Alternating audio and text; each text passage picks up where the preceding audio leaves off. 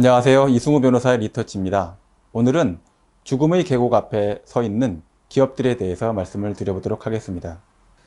수입은 없고 비용은 그대로인 상태. 그래서 매출이 급감하고 있지만 계속적인 비용 지출에 대해서 출혈을 감당해야 되는 기업들이 있습니다. 사실 대부분의 수출 기업 또는 대부분의 기업들이 이에 해당한다고 할 수 있습니다. 매일경제신문, 한국경제신문, 이코노미스트, 뉴욕타임스, 여러 가지 경제 관련된 기사를 다루고 있는 곳에서는 해당되는 내용 관련해서 매일 기사를 쏟아내고 있습니다. 1, 2월까지 신용등급도 좋고 매출도 양호했던 회사이지만 2월부터 직격탄을 맞고 가라앉고 있는 회사들이 많이 있다. 그와 같은 회사들이 과연 이와 같은 죽음의 계곡을 통과하여 데스밸리 넘어 있는 호황기까지 견딜 수 있을까? 현재 우리는 시장의 수요가 확보되고 다시 회복될 것이다 라는 믿음을 갖기 어려운 상태에 있습니다.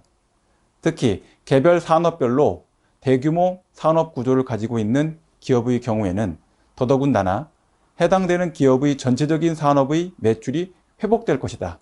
곧 소비자의 수요가 다시 돌아올 것이다 라고 낙관하기 어려운 경우들이 대부분입니다. 신용을 부여하거나 또는 새로운 자금을 부여할 수 있는 힘을 갖고 있는 금융기관들이 신규 대출을 쉽게 할 수 있을까요? 기존의 대출을 그대로 연장해 줄 수 있을까요? 그것은 간단치 않은 문제입니다. 그렇기 때문에 각국의 국가 수반들 또 행정부에서는 대규모의 자금을 풀어서 국가적인 경제의 윤활유를 만들려고 하고 있다고 생각합니다. 그렇지만 국가에서 제공하고 있는 여러 가지 세금을 기반으로 한 재정 집행이 언제까지 효과를 볼 수 있을 것이다 라고 볼지는 상당히 어려운 문제입니다. 특히 한 쿼터, 그러니까 한 3개월 정도 또는 올 상반기까지 또는 상반기에서 하반기로 넘어가는 기간까지 사경제 주체들이 일정 부분에 대한 경제적인 지원이 효과를 발휘할 수도 있지만 그 이후의 재정 집행이 계속 이루어진다는 것은 불가능하다라는 것에 대해서 모두 알고 있습니다. 이와 같은 매출 부진 상태에서 이코노미스트와 뉴욕 포스트는 다음과 같이 조언하고 있습니다. 첫째, 기업은 충분한 유동성을 확보해야 된다. 이 유동성 확보라는 것을 법률적 관점에서 보면 어떻게 볼 수 있을까요?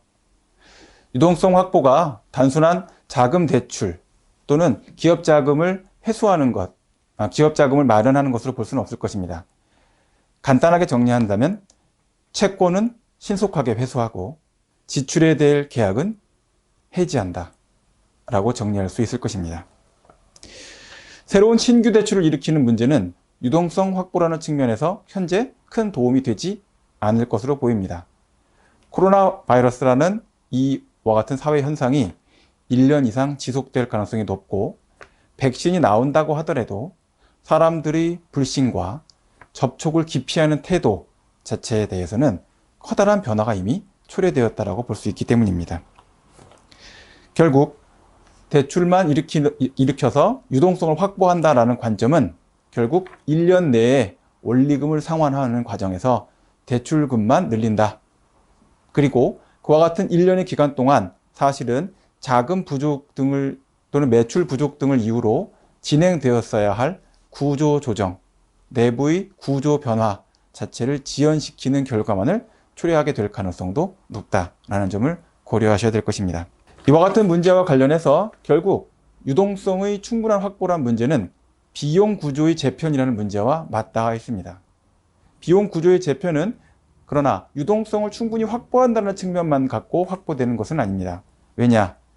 기업이 아무리 풍부한 유동성을 갖고 있다 하더라도 새로운 신규 사업의 진출, 투자의 기회, 투자의 가능성 자체를 고려하지 않는다면 비용이라는 것은 그대로 경직된 의미 없는 돈의 고여있음을 불과할 것이기 때문입니다.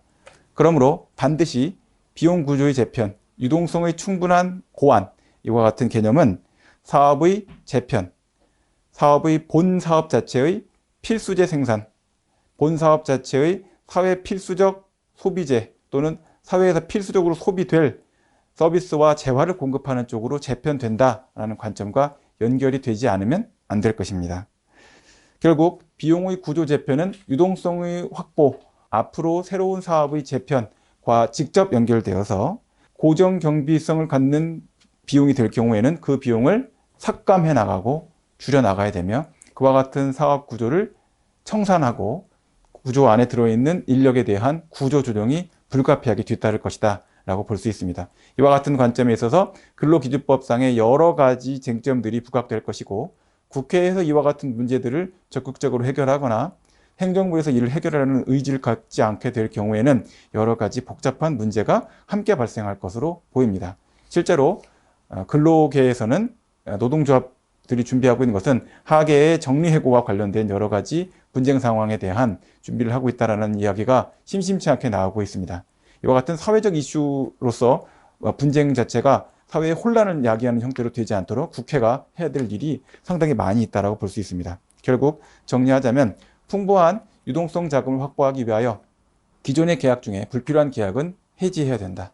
그리고 새로운 계약과 관련하여서 우리가 갖고 있는 채권 자체를 신속하게 회수할 수 있는, 손절을 해서라도 신속하게 회수해서 유동성을 확보해야 된다라는 문제, 그리고 내부적으로는 사업 구조의 재편과 사업 구조와 관련된 여러 가지 법제도, 회생 파산 제도도 있고, 이해관계인 금융기관과의 화의 절차 같은 것들도 있을 수 있고, 자체적인 내부의 여러 가지 법률 제도를 이용해서 또는 법률 제도의 변화를 고려하여서 구조 재편이 반드시 필요할 것이며, 그 구조 재편의 방향은 필수제를 생산하는 방향이 되어야 된다. 그리고 그 필수제에 대한 개념은 제가 경제적인 전문가는 아니지만 반드시 생필품을 의미하는 것만은 아니다라고 봅니다. 지금까지 생산됐던 여러 가지 제품들을 어떠한 방식으로 필수적으로 소비될 수 있게, 편리하게 소비될 수 있게, 반드시 소비될 수밖에 없도록 만들고 전달할 것이냐에 대한 새로운 관점이 필요할 것이다 보이고, 그와 관련돼서 가장 밀접한 언컨택트라는 개념이 바로 그 개념과 바로 맞닿아 있다라고 생각합니다. 사회는 이제 법 제도적으로 굉장히 큰 변화를 맞이할 수밖에 없고, 그와 같은 과정에서 여러 가지 고통을 겪으면서 매출의 감소와 비용의 지출을 위해서 고생하고 있는 이 기업가 분들에게 제가 말씀드린 이 내용이 조금이나마 도움이 되기를 희망합니다.